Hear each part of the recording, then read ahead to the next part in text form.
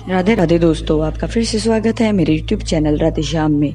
आज हम आपको एक नया अध्याय, एक नया पुराण सुनाएंगे जिसका नाम है सुख सागर। वो सुनाने से पहले मेरी आप सबसे विनती है कि आप मेरे चैनल को लाइक, सब्सक्राइब और शेयर करना ना भूलें, ताकि हम आपके लिए अच्छी अच्छी पुराने ला सकें। राधे राधे। राधे राधे दोस्तों, आपका फिर से स्वागत है मेरे YouTube चैनल राधे श्याम में। आज हम आपको आगे की कथा सुनाते हैं। मैत्रेय जी बोले, स्वयंभू और शत्रुपा का विवाह करने के पश्चात ब्रह्मा जी ने उनसे कहा कि आप दोनों सर्वप्रथम प्रभु का भजन करो और उसके पश्चात जब आप उनकी कृपा से आप में सर्व सामर्थ्य उत्पन्न हो जाए तो तब आप सृष्टि उत्पन्न करें। मैत्रेय जी बोले, हे विदुर जी, जब पृथ्वी को हिरण्याक्ष नाम राक्षस पाताल में ले गए तो ब्रह्मा जी ने पर ब्रह्म परमेश्वर का ध्यान कर पृथ्वी को उसके स्थान पर स्थित करना चाहा, तो प्रभु श्री हरि विष्णु ने अपना विशाल वराह रूप धर कर पृथ्वी को अपने दांतों पर उठा लिया। यह सब देखकर उस हिरण्याक्ष नामक दैत्य को अत्यंत क्रोध आया। वह अत्यंत दैत्य जो अति बलवान था, जो किसी भी देवता से पराजित नहीं हो सकता था, वह क्रोध में भरकर वराह रूप प्रभु श्री हरि विष्णु जी के सम्मुख आया, तो प्रभु श्री हरि विष्णु ने उस दुष्ट हिरण्याक्ष दैत्य को मारकर पृथ्वी को उनकी जगह पर फिर से स्थित कर दिया। इस तरह पृथ्वी को अपनी जगह स्थित देखकर ब्रह्मा जी एवं सारे उत्पन्न जीव बहुत ही प्रसन्न हुए और प्रभु श्री हरि विष्णु जी की स्तुति करने लगे। मैं श्री सुखदेव जी बोले, हे राजन, मैत्रेय जी से इतनी कथा सुनकर विदुर जी बोले, हे ऋषिवर, दुष्ट दैत्य हिरण्याक्ष को मारने के लिए प्रभु श्री हरि विष्णु ने स्वयं अवतार क्यों लिया था? यह बात आप मुझे विस्तार से सुनाइए।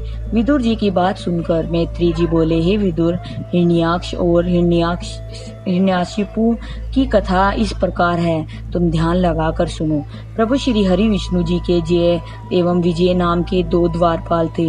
एक दिन घूमते घूमते सनकादिक ऋषि बैकुंठ में आ गए। तो वहां पहुंचकर उन्होंने प्रभु के दर्शन करने के लिए मंदिर में प्रवेश करना चाहा, तो उन दोनों द्वारपालों ने उन्हें रोक कर कहा कि आप अंदर प्रवेश नहीं कर सकते।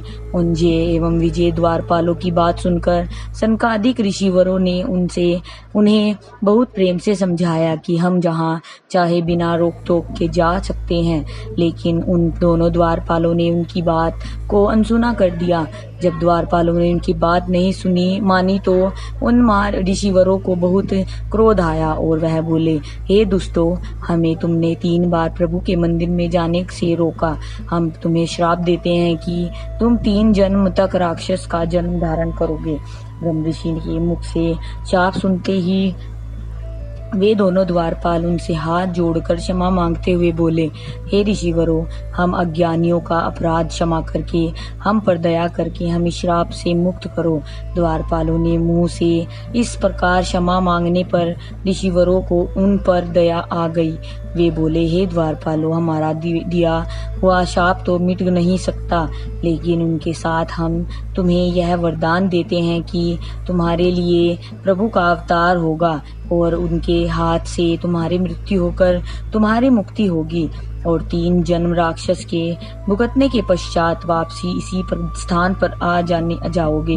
मैत्रेय जी बोले, हे विदुर जी, ऋषिवरों और द्वारपालों की बात सुनकर प्रभु बाहर आए तो उन्होंने वहां पर सनकादिक ऋषिवरों को खड़े देखा, तो प्रभु बोले, हे ऋषिवरों, आपको प्रणाम है। मेरे द्वारपालों का अपराध क्षमा कर आप हम पर प्रसन्न होइए और अपने यहाँ आने का कारण बताइए। प्रभु के मुख से प्यार भरी बातें सुनकर ऋषिवर प्रभु से बोले, प्रभु, आप भी हमारा अपराध क्षमा कर हमें यह वरदान दीजिए कि हमारे मन में कभी भी क्रोध न आए और हमारा मन सदैव आपके भजन में लगा रहे। ऋषिवरों की बात सुनकर प्रभु बोले, हे ऋषिवरों, आपकी इच्छा अवश्य पूर्ण होगी और यह सब मेरी इच्छा से ही हुआ है, क्योंकि यह दोनों द्वारपाल मेरे इन कोमल भुजाओं को देखकर मेरी शक्ति का अनुमान लगाना चाहते थे। सो आप के शाप से इनको राक्षस बनवाकर अपने भुज बल का इनको पराक्रम दिखलाऊंगा। प्रभु की यह बात सुनकर सनकादिक ऋषिवरों उनको प्रणाम कर वहां से चल दिए। मैत्री जी बोले, उनके पहले जन्म का हाल सुनिए। कश्यप ऋषि की 2 पत्नियां थी, जिनका नाम अदिति और दिति था। अदिति तो देवताओं की माता थी और दिति दैत्यों की माता थी। अदिति के पुत्र स्वर्ग के स्वामी इंद्र के समक्ष अपने पुत्रों को सदैव हारते हुए देख कर दिति बहुत दुखी थी। उसने इस दुख से दुखित होकर कश्यप ऋषि की दिन रात तन मन से खूब सेवा करनी आरंभ कर दी। दिति की इस सेवा भाव से प्रसन्न होकर कश्यप ऋषि बोले, हे दिति, मैं तुम्हारी इस बात से अति प्रसन्न हुआ। बोलो, तुम्हारी क्या मनोकामना है, बताओ, हम अवश्य पूरी करेंगे। कश्यप ऋषि के मुख से यह बात सुनकर अदिति प्रसन्न होते हुए बोली, हे स्वामी, मेरी यह कामना है कि मुझे ऐसा बलवान पुत्र दीजिए जो देवताओं को पराजित कर स्वर्ग का राजा हो। दिति की बात सुनकर कश्यप ऋषि जी बोले, हे दिति, तुम्हारी मनोकामना अवश्य पूर्ण होगी।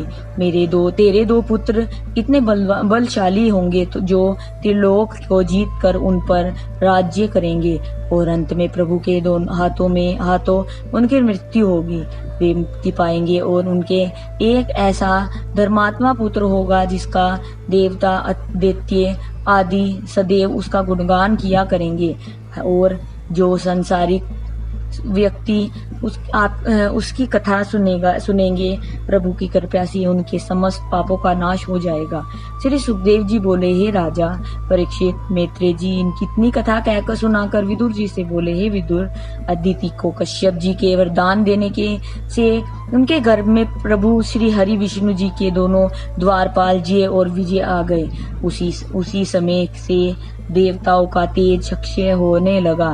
देवता अपना तेज गिरता देखकर चिंतित हो ब्रह्मा जी के पास जाकर बोले, हे जगत पिता, क्या कारण है कि बिना शत्रु के सम्मुख हुए हम सब अत्यंत भयभीत से रहते हैं और रात्रि में हमें भयानक स्वप्न आते हैं। हे प्रभु, हमें आने वाली विपत्ति के विषय में बतलाइए। जब मनुष्यों पर विपत्ति आती है तो उनका मन विचलित सा हो जाता है। देवताओं की बात सुनकर जगत पिता ब्रह्मा जी बोले, हे देवगणों, प्रभु श्री हरि विष्णु जी के जय और विजय नामक 2 द्वारपाल को प्रभु की इच्छा से ही सनकादिक ऋषिवरों से श्राप मिल चुका है, इसलिए वे दोनों दिति के गर्भ में आ गए हैं। उन्हीं के प्रताप के कारण तुम्हारा तेज अक्षय हो रहा है। ब्रह्मा जी की बात सुनकर देवता बोले, आज की कथा में यही समाप्त करते हैं, आगे की कथा आपको कल सुनाएंगे। राधे राधे राधे राधे राधे राधे। जय श्री कृष्ण। अगर आपको मेरी वीडियो अच्छी लगी तो बेल आइकन दबाना ना भूलें ताकि आपको मेरे आने वाली वीडियोस का नोटिफिकेशन मिलता रहे। धन्यवाद। ओम नमः शिवाय।